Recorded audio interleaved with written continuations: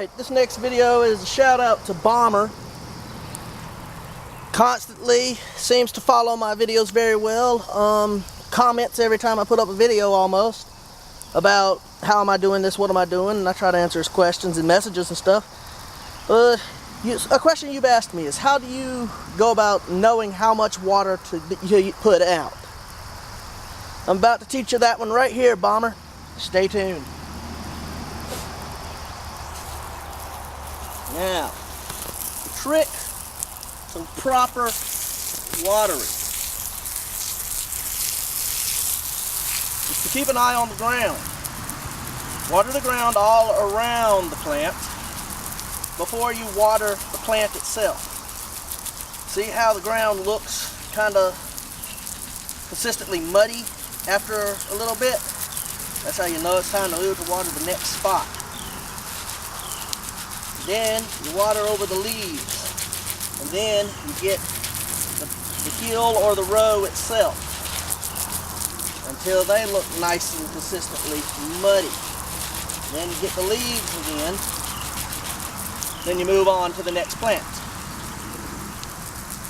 Now, one might see this and think, oh, he's just using his garden hose. Yeah, you can do that, but this isn't exactly the garden hose. This is running through about 500 yards worth of hose to get here, where I have a pump set up on the side of a creek with its feeder hose out into the creek, pumping the water from the creek to me. After I get done here, I have to go all the way down there to turn it off. But basically,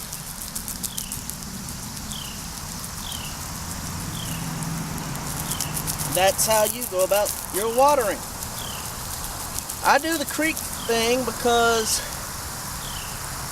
a little tip for you, you get better results growing stuff off of 3 types of water: spring water, creek water, and rain water.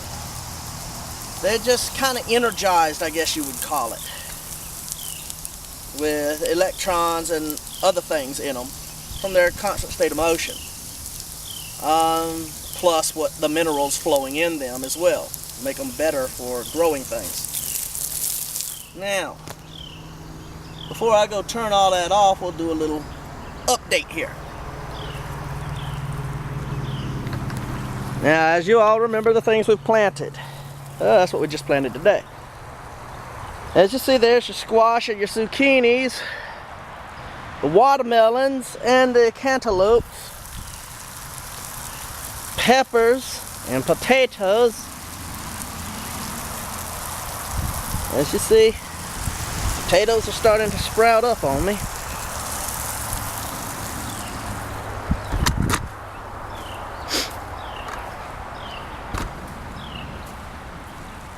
Herbs are coming in good.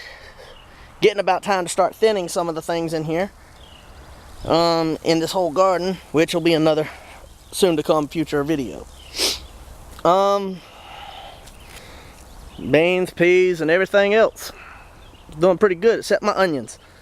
I got a few onions that are coming up, but not many. Like I said, when you grow organically, your first couple of years don't usually turn out very productive for certain things.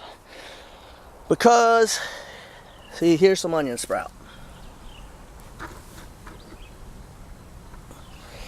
Because what you get with it is the land's not exactly enriched yet. This is the first time I've ever planted this particular spot. I'll have to plant maybe another year before I have real fertile ground. I'll show you what enriches the soil in the spot a little later on in this series. However, for now, Bomber, I hope this video was a hand to you, tell you what how to water and whatnot, and Mad Dog signing out.